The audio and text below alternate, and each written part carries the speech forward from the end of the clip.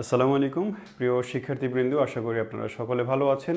আপনাদের সবাইকে স্বাগত জানাচ্ছি আমি শাহিন স্যার। আজকের সাধারণ জ্ঞানের ক্লাসে আমরা 1000 প্রশ্ন সমাধান করছি। একটা জার্নিতে আছি আমরা, এবং সেই জার্নিরই আজকে 14তম ক্লাস অনুষ্ঠিত হতে যাচ্ছে ইনশাল্লাহ। তো আপনারা সবাই জানেন যে আমরা রমজান, পবিত্র মাহে রমজান উপলক্ষে সময়ের কিছুটা পরিবর্তন নিয়ে এসেছি। এখন থেকে সাধারণ জ্ঞান ক্লাস পুরো মাহে রমজান জুড়ে শনি, সোম এবং বুধ এই 3 দিন 11টা বেজে 30 মিনিটে অনুষ্ঠিত হবে ইনশাআল্লাহ। তো আশা করি সবাই আপনারা এই ক্লাসেও সাথে থাকবেন যেভাবে আগে ছিলেন। আর সবাইকে মাহে রমজানের শুভেচ্ছা জানাচ্ছি, মোবারকবাদ জানাচ্ছি, এবং আজকের ক্লাস শুরু করছি। আজকে আমাদের প্রশ্ন নাম্বার শেষ হবে। আমরা 1000 যে প্রশ্ন সমাধান করছি তার মধ্যে 490 মানে প্রায় অর্ধেক প্রশ্ন আমরা আজকের ক্লাসে সলভ করা হয়ে যাবে। ঠিক আছে, 1000-এর মধ্যে 490টি প্রশ্ন আমাদের সলভ করা হয়ে যাবে, এবং আমাদের আজকে ক্লাস নাম্বার 14। আর শুরু হচ্ছে আমাদের প্রশ্ন 56 থেকে 456 থেকে 490। আজকের দিনের সেরা 35টি প্রশ্ন আপনার জন্য এই মুহূর্তে আমি সামনে আনলাম। তার প্রথম প্রশ্নটা দেখে নেব কি আছে। তার আগে আপনারা যারা সালাম দিয়েছেন সালামের উত্তরটা নিয়ে নিই। ওয়ালাইকুম আসসালাম ও রহমতুল্লাহ, আমি বেশ আলহামদুলিল্লাহ ভালো আছি। তো দেরি না করে চলেন শুরু করি। যেহেতু আমরা কম সময়ে বেশি শিখতে চাচ্ছি, বেশি মনে রাখতে চাচ্ছি, এই জন্য খুব বেশি ভূমিকা উপসংহার আমাদের নেই। তো প্রথম প্রশ্ন, আজকের ক্লাসে প্রথম প্রশ্ন, যেটা ধারাবাহিকের 456 নম্বর প্রশ্ন, কোন নদী বঙ্গ জনপদের উত্তর সীমানায় ছিল? আপনারা যারা যুক্ত হয়েছেন ইতোমধ্যে তারা ঝটপট উত্তরগুলো বরাবরের মতো দিতে শুরু করেন। দেখেন, বঙ্গ জনপদ, বঙ্গ, আমরা প্রাচীন বাংলার কয়েকটি জনপদ পাই, বঙ্গ, সমতট, পুন্ড্রু, হরিকেল, তারপরে হচ্ছে বরেন্দ্র, রাঢ়, এরকম প্রায় 16 থেকে 17টি জনপদের খবর পাওয়া যায়, সন্ধান পাওয়া যায়। এর মধ্যে বর্তমান বাংলাদেশে 6 থেকে 7টি ছিল। তো এর মধ্যে সবচেয়ে বড় জনপদ ছিল বঙ্গ। আমি একটু বাংলাদেশের ম্যাপটা আঁকানোর চেষ্টা করি।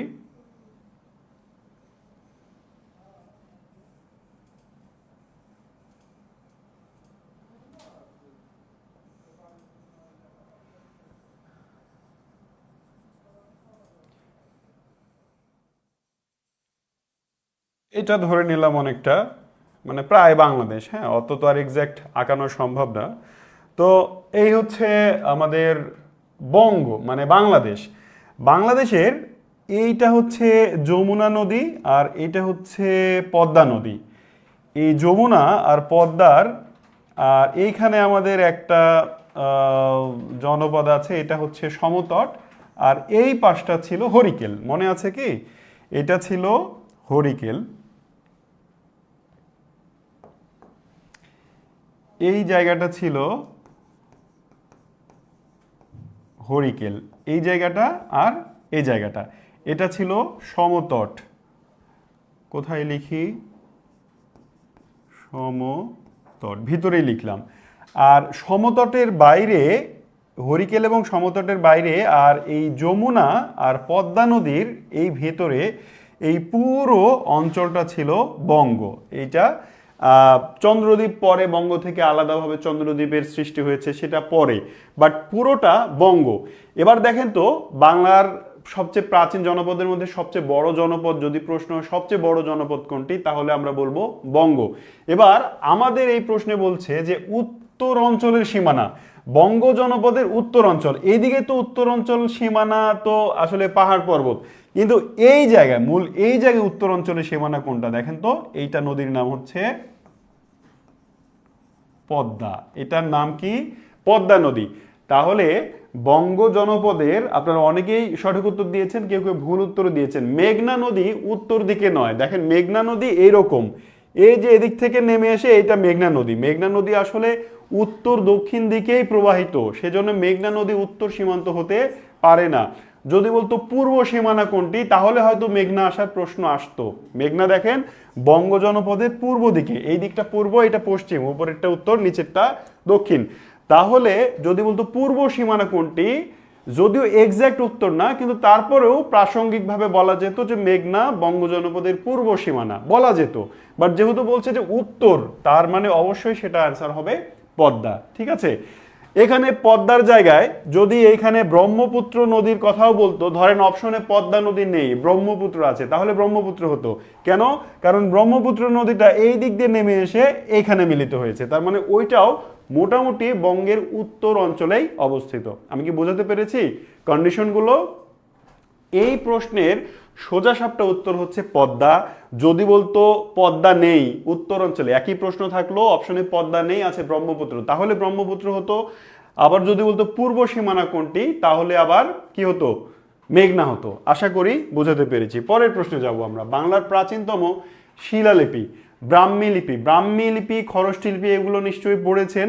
বাংলা লিপির উৎপত্তির ইতিহাস বা আমাদের বাংলার টিচার হয় পড়িয়েছেন অথবা ভবিষ্যতে পড়াবেন আপনাকে, অথবা আপনি বিভিন্ন সোর্স থেকে জানতে পারেন। বাংলা লিপির উৎপত্তি, একটা হচ্ছে ভারতীয় লিপি, যদিও আমার মানে প্রসঙ্গটা মানে কোথায় পাওয়া যায় সেটা তারপরে একটু বলি আপনাকে।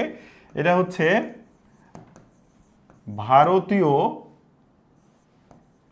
লিপি। ভারতীয় লিপি দুই ভাগে বিভক্ত ছিল, একটা হচ্ছে ব্রাহ্মী লিপি, ব্রাহ্মী, আর আরেকটা হচ্ছে খরষ্ঠী লিপি।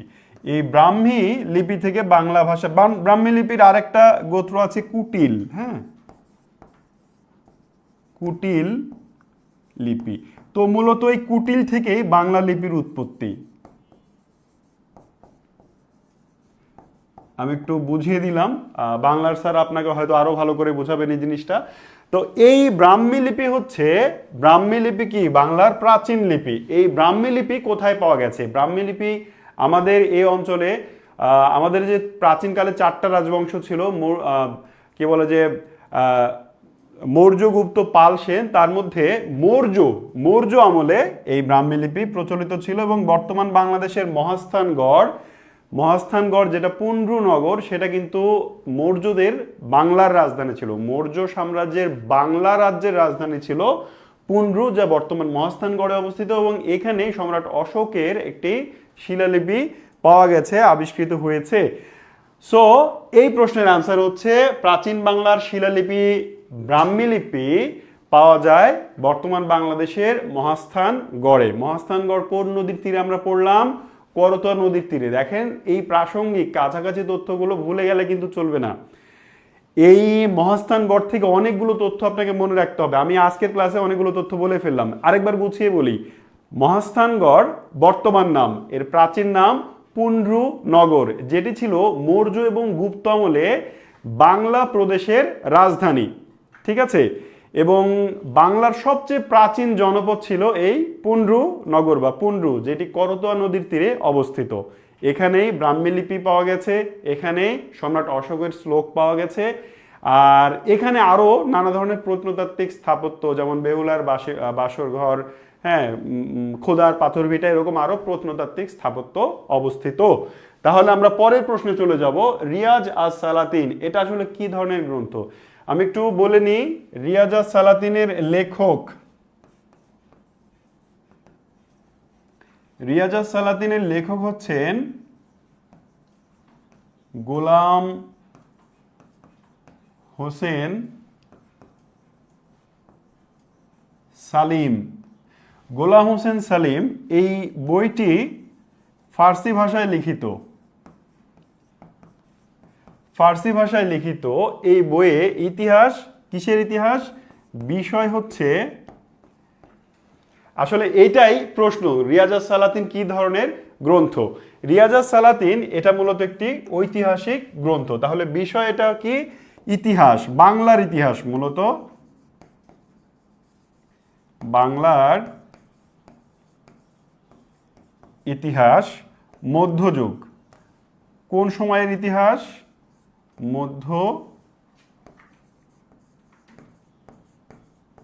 মধ্যযুগ, অর্থাৎ ইখতিয়ার উদ্দিন মোহাম্মদ বখতিয়ার খলজি বাংলা আগমনের পর থেকে শুরু করে মোটামুটি পুরো মধ্যযুগ, সিরাজউদ্দৌলা পর্যন্ত বাংলার যে ইতিহাস, সেটা এই গোলাম হোসেন সলিম তার রিয়াজ আস সালাতিন এই গ্রন্থে লিপিবদ্ধ করেছেন। এটা একটা ঐতিহাসিক গ্রন্থ এবং একটা রেফারেন্স বুক, ঠিক আছে?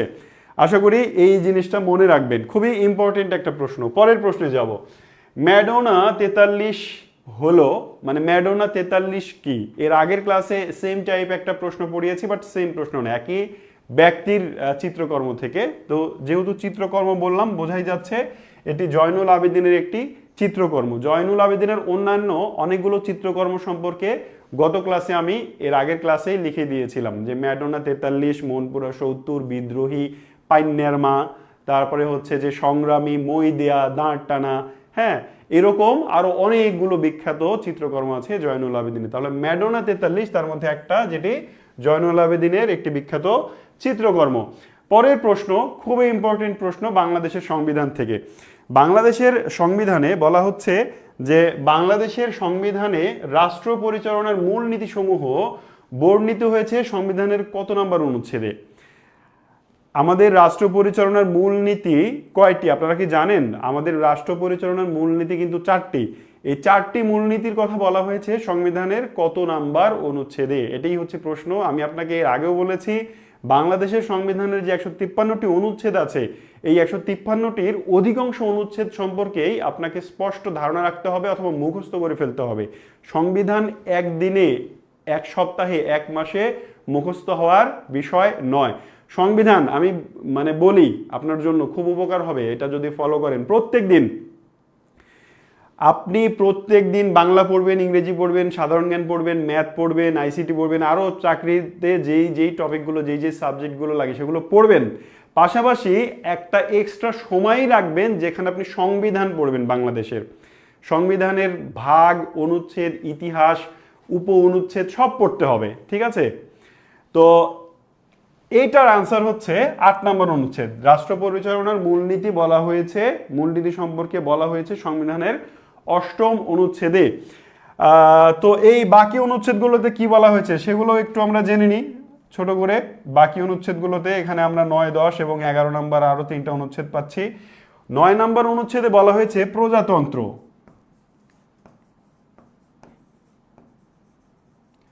9 নম্বর অনুচ্ছেদে বলা হয়েছে প্রজাতন্ত্রের কথা। 10 নম্বর অনুচ্ছেদে বলা হয়েছে গণতন্ত্র।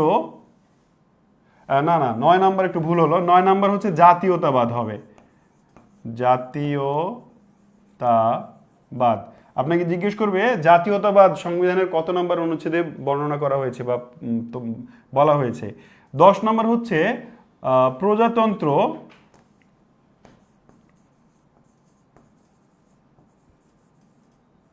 প্রজাতন্ত্র ও শোষণ মুক্তি, শোষণ মুক্তি। 11 নম্বরে বলা হয়েছে গণতন্ত্র ও মানবাধিকার। গণতন্ত্র ও মানবাধিকারের কথা বলা হয়েছে সংবিধানের 11 নম্বর অনুচ্ছেদ। তাহলে 4টে অনুচ্ছেদ আমরা জেনে নিলাম।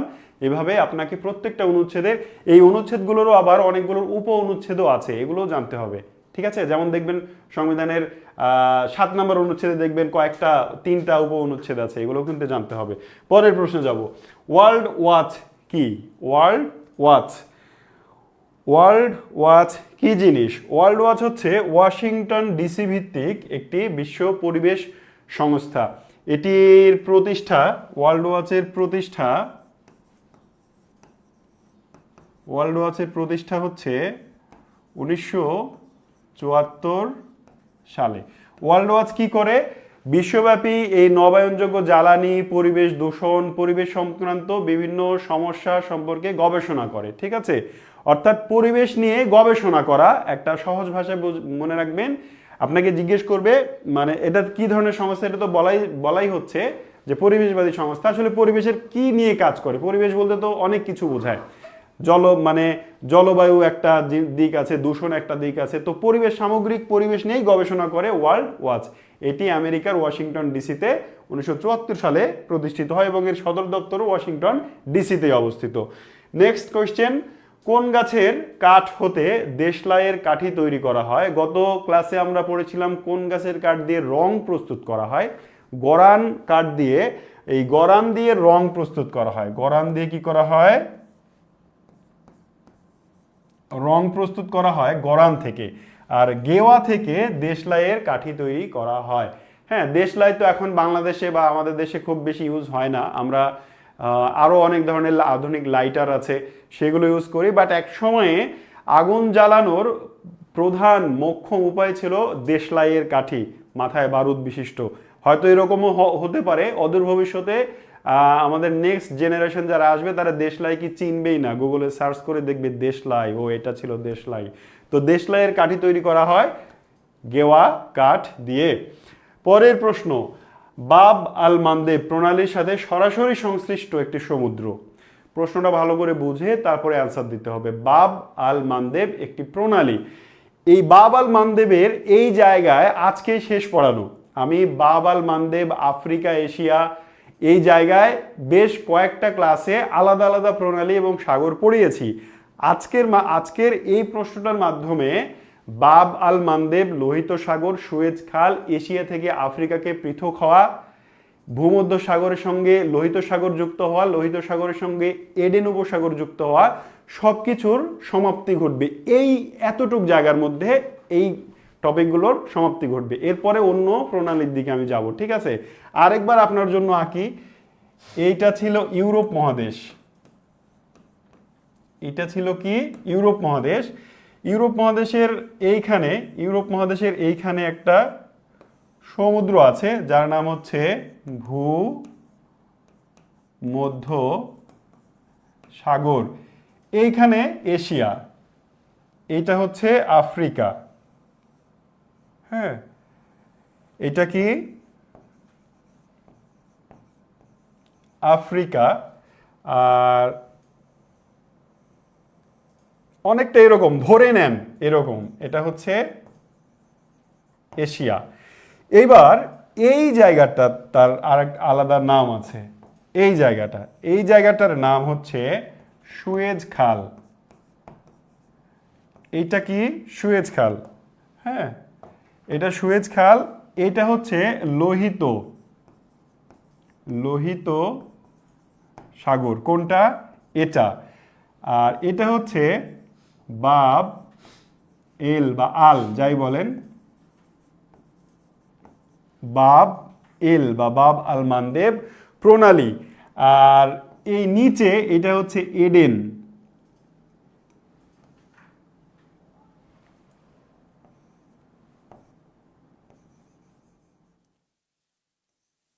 এটা হচ্ছে এডেন উপসাগর, দেখতে পাচ্ছেন আশা করি, এডেন উপসাগর এটা। তো বাব আল মানদেব প্রণালী হচ্ছে এটা। এবার দেখেন তো, আমি বলেছি যে এই জায়গায় আমি আর আসবো না। প্রথম প্রশ্ন হচ্ছে সুয়েজ খাল কার সঙ্গে কাকে যুক্ত করলো? ভূমধ্য সাগরকে লোহিত সাগরের সঙ্গে যুক্ত করলো। লোহিত সাগরকে এডেন উপসাগরের সঙ্গে যুক্ত করলো কে? বাব এল মানদেব প্রণালী। এবার এই পাশের মহাদেশটা এশিয়া, এই পাশের মহাদেশটা আফ্রিকা। এই দুইটি মহাদেশকে পৃথক করছে একটি প্রণালী, একটি খাল, একটি সাগর। প্রণালীটার নাম বাব এল মানদেব প্রণালী, সাগরটার নাম লোহিত সাগর, আর খালটার নাম সুয়েজ খাল। ঠিক আছে, এই তিনটা বিষয়, এই তিনটা জিনিস এশিয়া থেকে আফ্রিকাকে পৃথক করেছে। ভালো করে মাথায় গেঁথে নেন।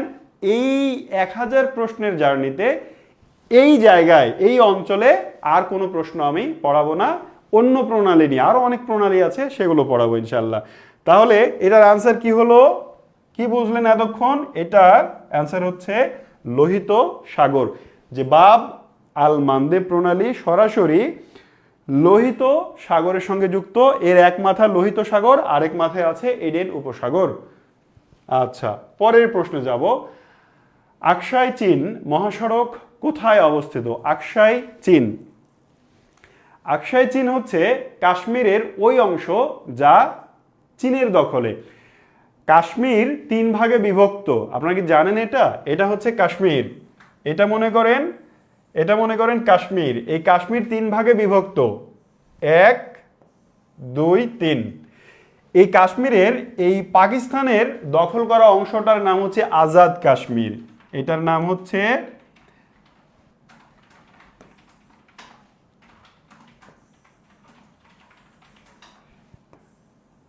এটা ধরে নেন কাশ্মীর। এই পাকিস্তানের অংশের নাম হচ্ছে আজাদ কাশ্মীর। ভারতের দখল করা জায়গাটার নাম হচ্ছে জম্মু কাশ্মীর। আর চীন কাশ্মীরের মানে চীন যে অঞ্চলটা দখল করে রেখেছে তার নাম হচ্ছে কি আকসাই চীন। আকসাই চীন, ঠিক আছে। তাহলে এটার অ্যান্সার কি? এটা কাশ্মীরে অবস্থিত। আমি কি বোঝাতে পারলাম? কাশ্মীর যে ভূমিটা সেটা 3 ভাগে বিভক্ত হয়ে গেছে। পাকিস্তানের দখলে আছে, ওর নাম হচ্ছে আজাদ কাশ্মীর। ভারতের দখলে আছে, এর নাম হচ্ছে জম্মু কাশ্মীর। আর চীনের দখলে যেটা আছে তার নাম হচ্ছে আকসাই চীন। আবার এই সীমানার নাম হচ্ছে লাইন অফ কন্ট্রোল, আর এই সীমানার নাম হচ্ছে লাইন অফ অ্যাকচুয়াল কন্ট্রোল। এগুলো অন্যান্য ক্লাসে আবার ইনশাল্লাহ আসবে টপিক, তখন পড়াবো। বিশ্বের কোন শহর নিষিদ্ধ শহর নামে পরিচিত? নিষিদ্ধ শহর মানে কি? ওই শহরে যাওয়া নিষেধ নাকি? নিষিদ্ধ শহর হচ্ছে লাসা। আর নিষিদ্ধ দেশ, নিষিদ্ধ শহরের জায়গায় যদি বলে নিষিদ্ধ দেশ, তাহলে সেটার আনসার হচ্ছে তিব্বত। তিব্বত নিষিদ্ধ দেশ তিব্বত। আর তিব্বতের রাজধানী লাসা হচ্ছে নিষিদ্ধ শহর। তো কেন নিষিদ্ধ? নিষিদ্ধের কারণ কি আপনারা কি জানেন? জানা আছে আপনাদের? তিব্বতকে কেন নিষিদ্ধ দেশ আর লাসাকে কেন নিষিদ্ধ শহর বলা হয়? আমি ছোট্ট করে বলি, মূলত ভৌগোলিক দুর্গমতার কারণে। মানে তিব্বত এবং তিব্বতের রাজধানী লাসা ভৌগোলিকভাবে এত দুর্গম অঞ্চলে অবস্থিত যে এখানে অন্যান্য অঞ্চলের মানুষ, যারা সমতলের মানুষ, যারা মানে তুলনামূলক মানে মানে সুবিধাজনক ভূমিতে বসবাস করে, তাদের জন্য এটা এত দুর্গম যে তারা যাওয়ার সময় অধিকাংশ সময় মৃত্যুবরণ করে। অনেক মানুষ এখানে মানে বাইরে থেকে আসতে গিয়ে মৃত্যুর কবলে পড়েছে, দুর্ঘটনার কবলে পড়েছে। এজন্য চীন সরকার এই জায়গাটাকে বহুদিন এখানে বাইরের মানুষ, ট্যুরিস্ট বা পর্যটক যাই বলেন, যাও নিষিদ্ধ করে রেখেছিল। এজন্য বলা হয় নিষিদ্ধ দেশ।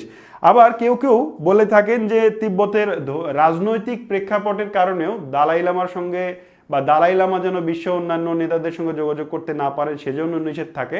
তো মূল কারণ আসলে ভৌগোলিক, আর রাজনৈতিকটা আসলে মুখ্য না, বরং গৌণ কারণ। তাহলে নিষিদ্ধ দেশ তিব্বত, নিষিদ্ধ শহর লাসা আমরা জেনে নিলাম। পরের প্রশ্ন, আকাশের উজ্জ্বলতম নক্ষত্র কোনটি? আকাশের উজ্জ্বলতম নক্ষত্র কোনটি?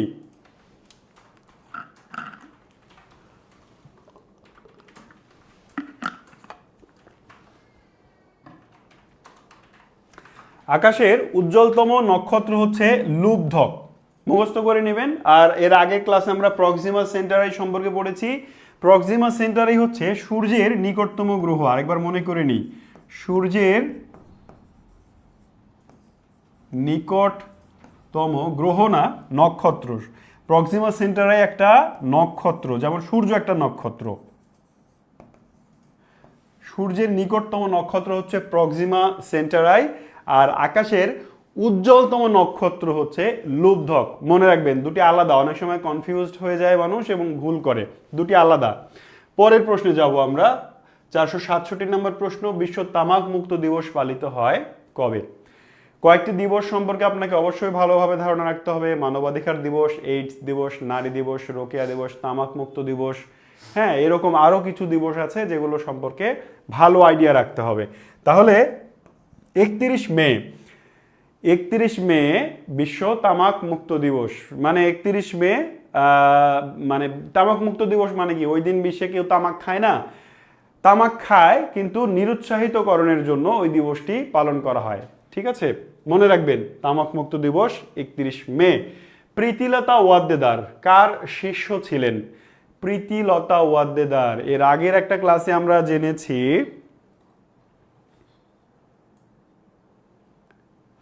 তেভাগা আন্দোলনের নেত্রী ইলা মিত্র সম্পর্কে একটা প্রশ্ন পড়েছি এর আগের একটা ক্লাসে। আজকে আমরা ইলা মিত্র না, প্রীতিলতা ওয়াদ্দেদারকে নিয়ে এসেছি। মনে রাখবেন, আমি জানি অনেকেই পারেন, আবার অধিকাংশরই ভুল হয়। মানে প্রীতিলতা ওয়াদ্দেদার আর হচ্ছে যে ইলা মিত্র, এই দুজনকে এক করে ফেলেন অনেকেই।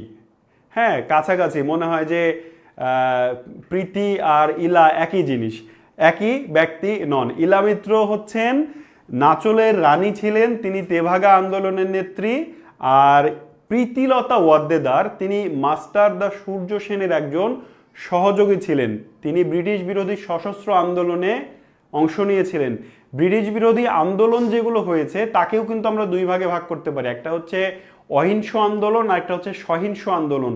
অহিংস আন্দোলন মূলত মহাত্মা গান্ধীর নেতৃত্বে যেগুলো পরিচালিত হয়েছে, ভারত ছাড় বা এই অহিংস আন্দোলন নামেই যেটা হয়েছে সেটা। আর সশস্ত্র আন্দোলনের মধ্যে রয়েছে ক্ষুদিরামের বিদ্রোহ, হ্যাঁ, তারপরে আরও যদি আগে যাই তিতুমিরের বিদ্রোহ, যেগুলো অস্ত্র, সরাসরি অস্ত্র নিয়ে যুদ্ধ হয়েছে, সেগুলোকে সশস্ত্র আন্দোলন বলছি আমরা। তো ভারতের স্বাধীনতার ঠিক কিছু বছর আগে এই সশস্ত্র আন্দোলন আরও তুঙ্গে ওঠে, অনেকগুলো সংগঠন, সশস্ত্র সংগঠন গড়ে ওঠে, যার একটির নাম হচ্ছে অনুশীলন।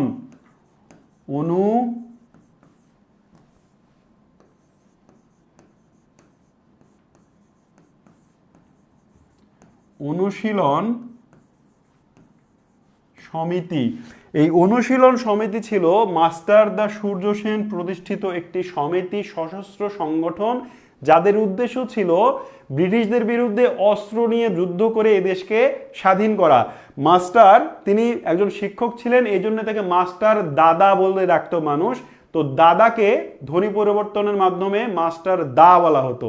এই দা মানে THE দা, এই দা নয়, দাদার দা।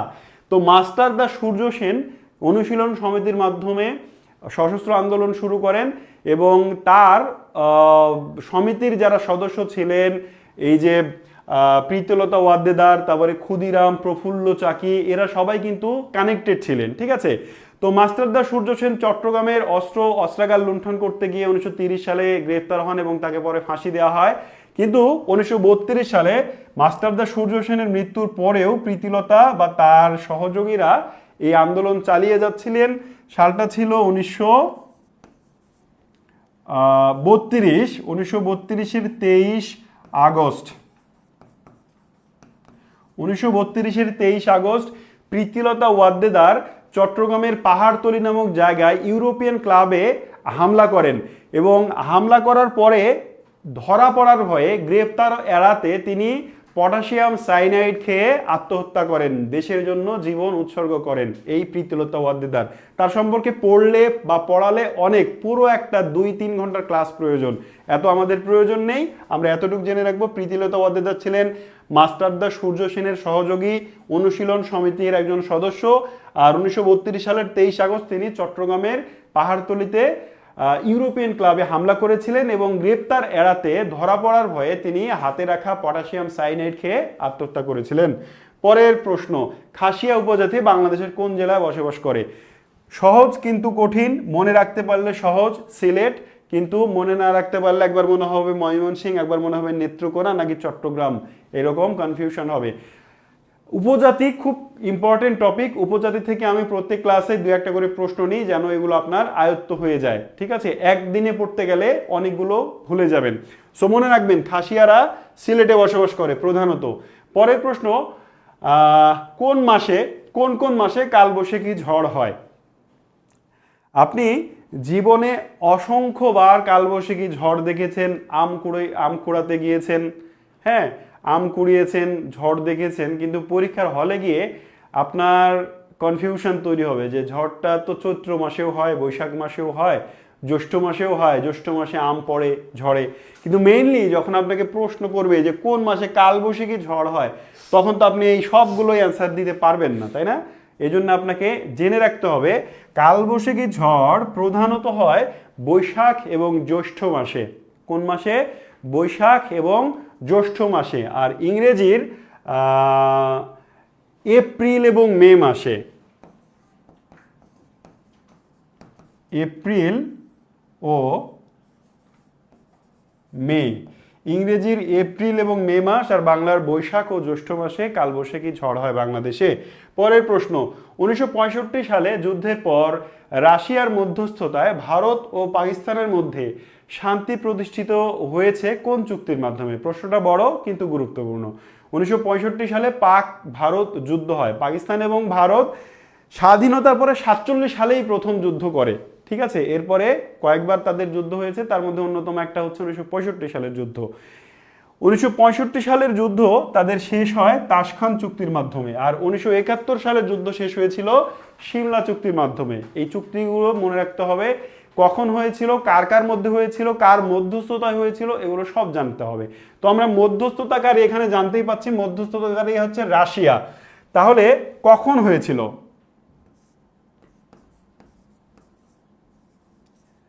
স্বাক্ষর হয় 10 জানুয়ারি 1966, মানে 65-তে তো যুদ্ধ হচ্ছেই, জানুয়ারি 10 তারিখে, পরের বছর জানুয়ারি 10 তারিখ 66 সালের 10ই জানুয়ারি এই চুক্তিটি স্বাক্ষরিত হয়। মধ্যস্থতাকারী রাশিয়া, আর স্বাক্ষরকারীকে সেটা একটু জেনে নিই। স্বাক্ষরকারী দুইজন, লাল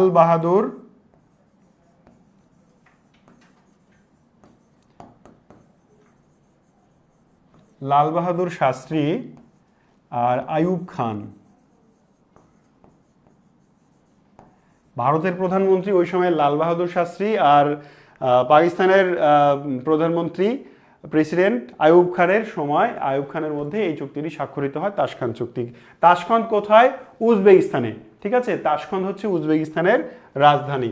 পরের প্রশ্ন, কত সালে নানকিং চুক্তি স্বাক্ষরিত হয়েছিল, যে চুক্তির অধীনে হংকংকে ব্রিটিশ কলোনি হিসেবে ঘোষণা দেওয়া হয়েছিল? আফিম যুদ্ধের নাম শুনেছেন?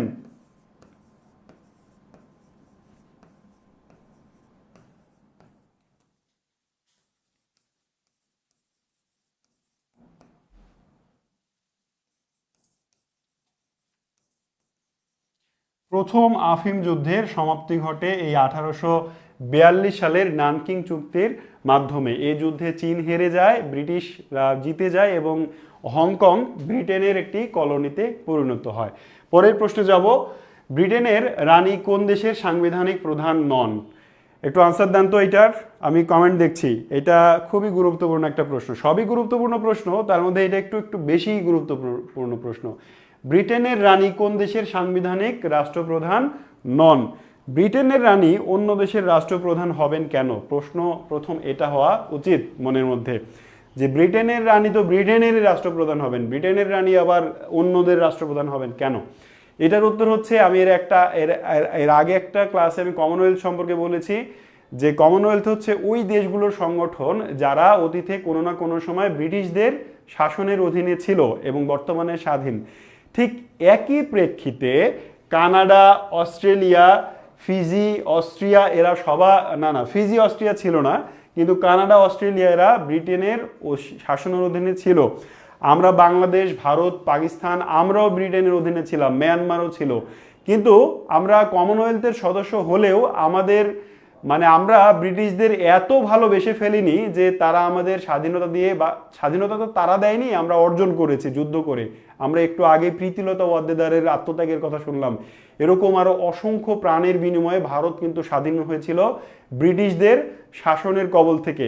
তো যাদের কবল থেকে আমরা প্রাণের বিনিময়ে স্বাধীন হয়েছি, তাদের সঙ্গে রাজনৈতিক অর্থনৈতিক কারণে কমনওয়েলথে যুক্ত হয়েছি বটে, বাট তাদেরকে আমরা এত ভালোবাসি না যে তাদের রাজা বা রানীকে আমাদের রাষ্ট্রের প্রধান বানায় রাখতে হবে। এত বোকা আমরা আসলে নই। তো বিশ্বে এরকম দুটি বোকা রাষ্ট্র আছে, হ্যাঁ, তাদের একটি হচ্ছে কানাডা আর একটা হচ্ছে অস্ট্রেলিয়া। এরাও ব্রিটেনের অধীনে ছিল, ব্রিটিশদের তারা এত ভালোবেসে ফেলেছে যে স্বাধীনতার পরেও তারা ব্রিটিশদের রানী বা রাজাকে দেশের নিজেদের সাংবিধানিক রাষ্ট্রপ্রধান হিসেবে মানে। আমাদের যেমন প্রেসিডেন্ট আছে, ওই অস্ট্রেলিয়া কানাডার কিন্তু রাষ্ট্রের প্রধান, সাংবিধানিকভাবে সরকার প্রধান নয়, কিন্তু রাষ্ট্রের প্রধান, যার ক্ষমতা নেই কিন্তু সম্মান আছে, তিনি হচ্ছেন ব্রিটেনের রানী। কিন্তু ফিজি এবং অস্ট্রিয়া তাদের সাংবিধানিক রাষ্ট্রপ্রধান নয়। আশা করি এই এই যে টার্ম কেন সাংবিধানিকভাবে ব্রিটেনের রাজা বা রানী তাদের রাষ্ট্রপ্রধান, এটা বোঝাতে পেরেছি, মনে রাখবেন, ঠিক আছে? পরেরটা, স্থায়ী সালিসি আদালত কোথায় অবস্থিত? দেখেন, আন্তর্জাতিক আদালত, স্থায়ী সালিসি আদালত যদি আন্তর্জাতিক বিচারালয় বা বিচারের কথা ওঠে, তাহলে আপনি চোখ বুঝে একেবারে হেগ এটা অ্যান্সার করবেন। বিচার আচারের ব্যাপারগুলো সব আন্তর্জাতিকভাবে নেদারল্যান্ডের হেগ শহর থেকে পরিচালিত হয়। হেগ তাহলে কোন দেশের শহর বললাম? নেদারল্যান্ডের শহর হেগ। এখানে স্থায়ী সালিসি আদালত, আন্তর্জাতিক বিচারালয় সবগুলোই অবস্থিত। পরের প্রশ্ন, পার্ল হারবার কোথায় অবস্থিত? পার্ল হারবার, পার্ল হারবার হাওয়াই দ্বীপপুঞ্জে অবস্থিত, আর হাওয়াই দ্বীপপুঞ্জটা প্রশান্ত মহাসাগরে অবস্থিত।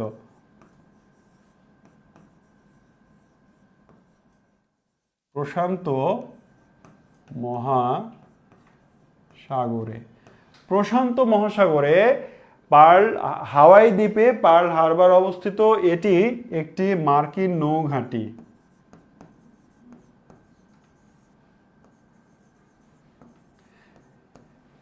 পার্ল হারবারে শক্তিশালী মার্কিন নৌঘাঁটি অবস্থিত, এই জন্য এটি গুরুত্বপূর্ণ। এখন পরের প্রশ্ন হবে যে পার্ল হারবার দ্বিতীয় বিশ্বযুদ্ধের সময়, আসলে পার্ল হারবার গুরুত্ব পাওয়ার কারণই হচ্ছে দ্বিতীয় বিশ্বযুদ্ধে পার্ল হারবার দ্বিতীয় বিশ্বযুদ্ধের ফলাফল নির্ধারণকারী একটি জায়গায় পরিণত হয়েছিল। কারণটা কি? কারণ হচ্ছে পরের প্রশ্নটা আমরা দেখব, দ্বিতীয় বিশ্বযুদ্ধে পার্ল হারবার আক্রমণ করেছিল কোন দেশ? এটি হচ্ছে আরেকটি গুরুত্বপূর্ণ, এবং অ্যান্সার হচ্ছে জাপান। দ্বিতীয় বিশ্বযুদ্ধে 7 ডিসেম্বর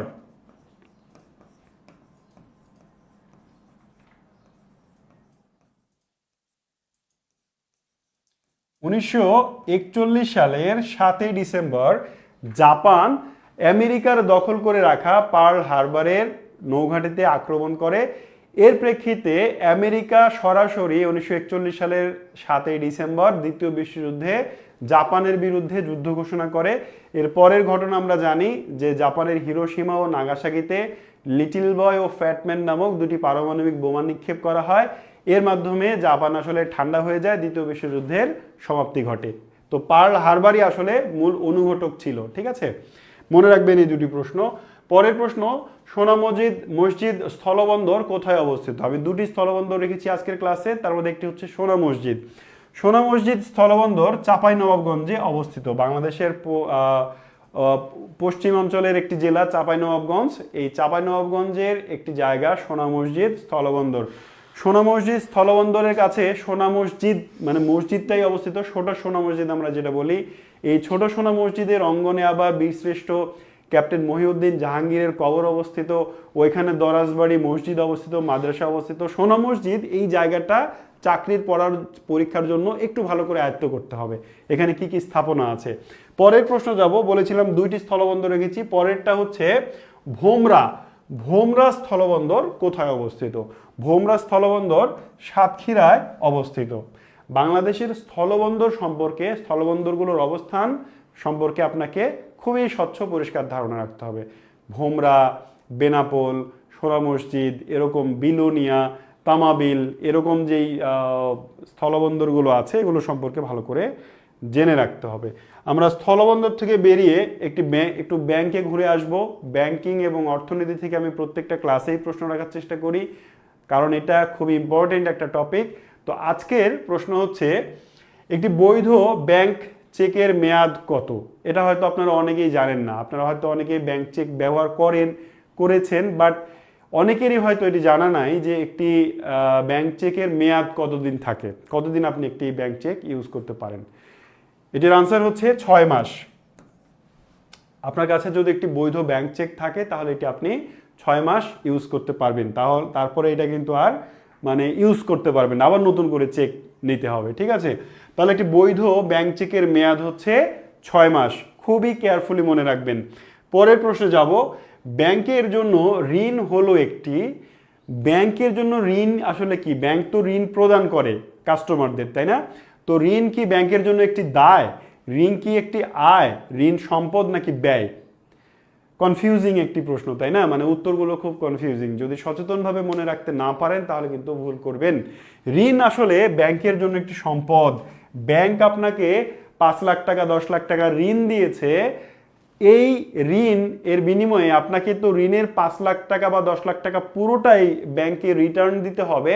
পাশাপাশি আপনাকে 10% হোক আর 15% হোক সুদও প্রদান করতে হবে। ঠিক আছে, তার মানে ব্যাংক আপনাকে যে 5 লাখ টাকা দিল, এই 5 লাখ টাকা তো 5 লাখ টাকাই থাকলো, সাথে সাথে অন্তত আরো 1 বছরে 20,000 বা 40,000 বা 50,000 টাকা ব্যাংকের আরো আয় হলো। তার মানে কি, ব্যাংক যখন ঋণ দিচ্ছে এটি ব্যাংকের সম্পদ। এইভাবে একটু চিন্তা করবেন, ঠিক আছে? চিন্তা করে উত্তর দিবেন। ব্যাংক আয় কে বলেছেন? আচ্ছা, আয় ঋণ যেটা দিচ্ছি, মানে ঋণ দেওয়ার পরে সুদটা আয় হচ্ছে, হ্যাঁ ভুল বুঝবেন না। ঋণ দেওয়ার পরে সুদ যেটা পাচ্ছে ওটা আয় হচ্ছে, বাট ঋণের টাকা যেটা দেয়া আছে, মনে করেন 5 লাখ টাকা, ওটা তো আসলে আয় না, ওটা সম্পদ রাখা আছে, ওটা আবার সে ব্যাক পাবে। এজন্য ঋণ আয় নয় বরং সম্পদ। আচ্ছা, পরেরটা, 5 টাকার নোটে স্বাক্ষর থাকে কার? এই নোট সংক্রান্ত প্রশ্ন আজকেই শেষ করব। এর আগে আমি কয়েকটা ক্লাসে বা দু একটা ক্লাসে নোট সংক্রান্ত প্রশ্ন রেখেছিলাম।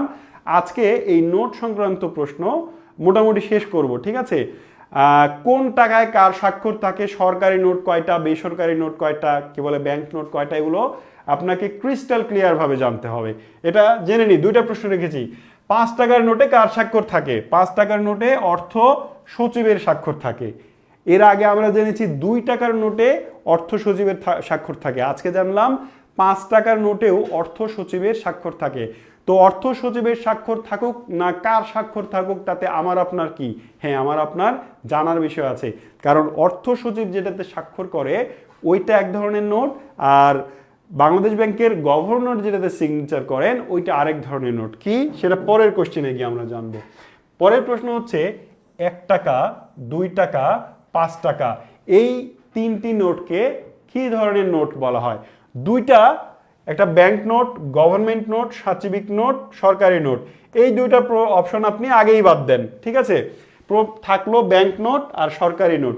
ব্যাংক নোট হচ্ছে ওই নোট ব্যাংকের প্রধান, মনে রাখবেন, ব্যাংকের প্রধান যেটাতে স্বাক্ষর করেন, আমি লিখে দিই, ব্যাংক এর প্রধান যেটাতে স্বাক্ষর করেন।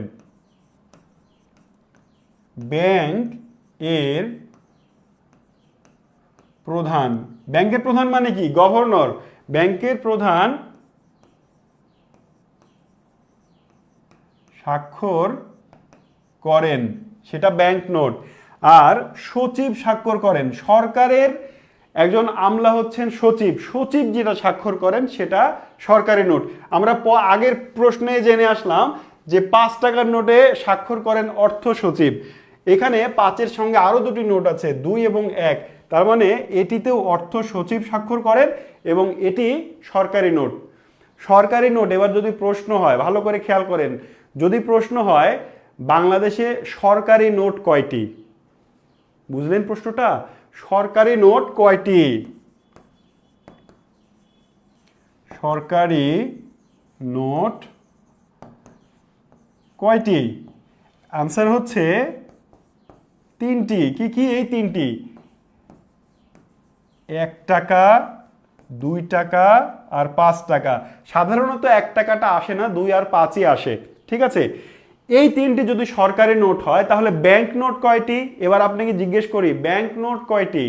এই 5 টাকার উপরে যত টাকা আছে, ব্যাংক নোট 10 টাকা আছে, 20 টাকা আছে বাংলাদেশে, তারপরে 50 টাকা, 50 টাকার পরে কত আছে? 100 টাকা, 200 টাকা, 500 টাকা, তারপরে আছে কত? 1000 টাকা। তাহলে 1, 2, 3, 4, 5, 6, 7, এর মধ্যে আর নোট আছে নাকি? 10, 20, 50, 100, 200, 500 এবং 1000, এই 7টি হচ্ছে ব্যাংক নোট। সংখ্যাটা মনে রাখবেন, হ্যাঁ? আচ্ছা, পরের প্রশ্নে যাব। আশা করি নোট সংক্রান্ত সকল প্রশ্নের উত্তর আপনারা এরপর থেকে পারবেন। আরও একটা প্রশ্ন পড়তে হয় যে কোন নোটে আসলে কোন ধরনের ছবি আছে, কুসুম্বা মসজিদ কোথায় আছে, বাগেরহাট মসজিদ কোনটাতে আছে, পাট ধোয়ার ছবি কোনটাতে আছে, ইত্যাদি ইত্যাদি টাকার ছবিগুলো মাঝে মধ্যে আসে, একটু দেখে রাখলেই হবে, আমরা তো প্রত্যেক দিন ইউজ করি এই টাকাগুলো। আচ্ছা, পরের প্রশ্ন, গ্রামীণ ব্যাংক কত সালে প্রতিষ্ঠিত হয়? কোটি টাকা দামের একটা প্রশ্ন। গ্রামীণ ব্যাংক এতবার এসেছে পরীক্ষায়, আরো এতবার আসবে। গ্রামীণ ব্যাংক কত সালে প্রতিষ্ঠিত হয়? আমি গ্রামীণ ব্যাংক থেকে 3টা প্রশ্ন আজকের ক্লাসে রেখেছি, প্রাসঙ্গিক, একসাথে মনে রাখা সহজ হবে তাই। গ্রামীণ ব্যাংক প্রতিষ্ঠিত হয় মূলত 1983 সালে, তবে প্রকল্প হিসেবে 1976 সালে প্রকল্প হিসেবে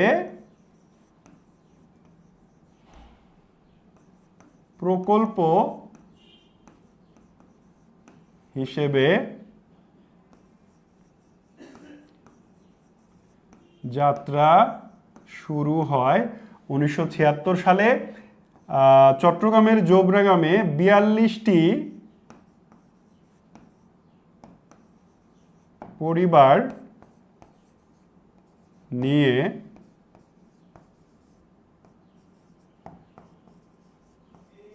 দেখেন আমি কিন্তু অনেকগুলো এক্সট্রা তথ্য দিলাম, এই এক্সট্রা তথ্যগুলো থেকেও প্রশ্ন আসবে। গ্রামীণ ব্যাংক সম্পর্কে ধারণাটা পরিষ্কার করি। ডক্টর মোহাম্মদ ইউনুস তিনি অর্থনীতি নিয়ে গবেষণা, অর্থনীতির তিনি একজন টিচার, অর্থনীতির একজন স্টুডেন্ট বা টিচার। তো তিনি গবেষণা শুরু করেন এবং 1976 সালে গিয়ে তিনি চট্টগ্রাম বিশ্ববিদ্যালয়ে যেহেতু পড়াশোনা করেছিলেন, তো চট্টগ্রামের জোবরা গ্রামে 42টি পরিবারের মাধ্যমে এই ক্ষুদ্র ঋণ প্রদানের মাধ্যমে পাইলট প্রকল্প হিসেবে 1976 সালে এই গ্রামীণ ব্যাংকের যাত্রা শুরু করেন এবং যখন এখানে সফল হন তিনি, তখন ফাইনালি 1983 সালে এটাকে আনুষ্ঠানিকভাবে গ্রামীণ ব্যাংক নাম দিয়ে গ্রামীণ ব্যাংক রূপে প্রতিষ্ঠিত হয়। ঠিক আছে, গ্রামীণ ব্যাংক থেকে আরও প্রশ্ন আছে, পরের স্লাইডে যাব আমরা। গ্রামীণ ব্যাংকের নিয়ন্ত্রণকারী প্রতিষ্ঠান কোনটি? গ্রামীণ ব্যাংক তো অবশ্যই বাংলাদেশের আর্থিক ব্যবস্থার মধ্যে কোনো না কোনো প্রতিষ্ঠান, মাদার অর্গানাইজেশনের মাধ্যমে প্রতিষ্ঠিত বা নিয়ন্ত্রিত, কি বলে, পরিচালিত বা নিয়ন্ত্রিত হয়। সেই বিভাগের নাম কি? সেটা হচ্ছে অর্থ মন্ত্রণালয়। আমি ইতোপূর্বে আপনাকে জানিয়েছি অর্থ মন্ত্রণালয়ের 4টি বিভাগ সম্পর্কে। অর্থ মন্ত্রণালয়ের যে 4টি বিভাগ আছে তার একটি বিভাগ হচ্ছে আর্থিক প্রতিষ্ঠান বিভাগ। আর্থিক প্রতিষ্ঠান বিভাগ। অর্থ মন্ত্রণালয়ের আর্থিক প্রতিষ্ঠান বিভাগের অধীনে নিয়ন্ত্রিত বা পরিচালিত হয় গ্রামীণ ব্যাংক। পরের প্রশ্নে যাব, গ্রামীণ ব্যাংক কি ধরনের ঋণ দেয়? বলেছিলাম 3টা প্রশ্ন রেখেছি আমি গ্রামীণ ব্যাংক থেকে। গ্রামীণ ব্যাংক এখন কেন ক্লাস একজন প্রশ্ন করেছেন। আরেকবার বলি, এখন কেন ক্লাস? রমজান উপলক্ষে সময়সূচি চেঞ্জ করা হয়েছে, রুটিন দেওয়া আছে, একটু দেখে নেবেন। হ্যাঁ, এখন থেকে আমাদের সাধারণ জ্ঞান ক্লাসটা পুরো রমজান জুড়ে 11:30টায় অনুষ্ঠিত হবে, সকাল 11:30টায়, শনি সোম বুধ। ঠিক আছে, অন্যান্য ক্লাসের সময়ও পরিবর্তন হয়েছে, রুটিনটা একটু দেখে নেবেন। মানে ঘন ঘন এটা পোস্ট দেওয়া হচ্ছে আপনাদের জানানোর জন্য, একটু দেখে নেবেন। গ্রামীণ ব্যাংক কোন ধরনের ঋণ দেন? গ্রামীণ ব্যাংক জামানতবিহীন ঋণ দেন। গ্রামীণ ব্যাংকে ঋণ নিতে হলে কোনো কিছু জামানত হিসেবে রাখতে হয় না। ঠিক আছে, আপনি অন্যান্য ব্যাংকে যখন ঋণ নিতে যাবেন আপনাকে হয় জমির পেপার, বাড়ির পেপার বা একজন গ্যারান্টার লাগবে, যার মাধ্যমে, যার বিনিময়ে আপনাকে ঋণ প্রদান করবে ওই ব্যাংক। কিন্তু গ্রামীণ ব্যাংক জামানতবিহীন ঋণ প্রদান করে থাকে। আচ্ছা, 86 নম্বর প্রশ্ন, বাংলাদেশের কোন অঞ্চলে গোচারণের জন্য বাথান আছে? বাংলাদেশে কোন অঞ্চলে গোচারণের জন্য বাথান আছে? এই গো মানে হচ্ছে গরু। গো মানে কি? গরু। গরু বানান তো বাংলা একাডেমি এখন গরু এরকম করে মনে হয় লেখার বিধান চালু করেছিল যতদূর জানি। গরু, হ্যাঁ, গয়কার রয় শুরু, গরু। গো মানে গরু। আর বাথান মানে গরু চড়ানো। গরু চড়ানো বুঝেন? মাঠে নিয়ে গিয়ে গরুকে ছেড়ে দেওয়া হবে, গরুর মানে গলা থেকে দড়ি খুলে, রশি খুলে দেওয়া হবে। এবার গরু স্বাধীনভাবে মানে মানে নিজের ইচ্ছা মতো যেই যেই যেই ঘাস ইচ্ছা সেই ঘাস খাবে। হ্যাঁ, মানে গরু তো সাধারণত আমরা দেখি যে গৃহপালিত পশু, বাড়িতে রেখে তাকে খড় বা ঘাস বা অন্যান্য খাবার একটা জায়গায় বেঁধে খাওয়ানো হয়। বাট বাথান হচ্ছে এমন জায়গা, বাথান ছাড়াও বিভিন্ন মাঠেও আমরা গ্রামে গরু চড়াতে দেখি, তাকে বলা গরু চড়ানো। নিয়ে গিয়ে ছেড়ে দেওয়া হয়, সেখানে গরু ইচ্ছা মতো স্বাধীনভাবে ঘাস টাস খায়, পেট পূর্ণ করে। ঠিক আছে, মাঝে মাঝে মারামারিও করে, হ্যাঁ, একটু মজা ইয়ার্কিও করে। তো এটা হচ্ছে বাথান। তো বাংলাদেশের প্রাতিষ্ঠানিকভাবে, কি বলে, আনুষ্ঠানিকভাবে বাথান আছে সিরাজগঞ্জের শাহজাদপুরে।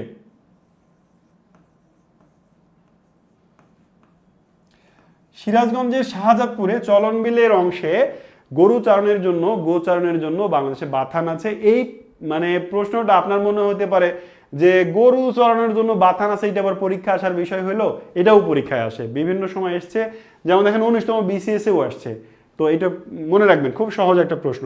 গরু নিয়ে আমি আরেকটা প্রশ্ন রেখেছি যে কেন্দ্রীয় গো প্রজনন খামার কোথায়? বাথান তো জানলেন সিরাজগঞ্জে আছে, এবার গো প্রজনন খামার, প্রজনন মানে গরুর বংশবৃদ্ধির করার যে মানে ব্যাপার সেটাকে বলা প্রজনন, এই প্রজনন খামার আছে ঢাকার সাভারে।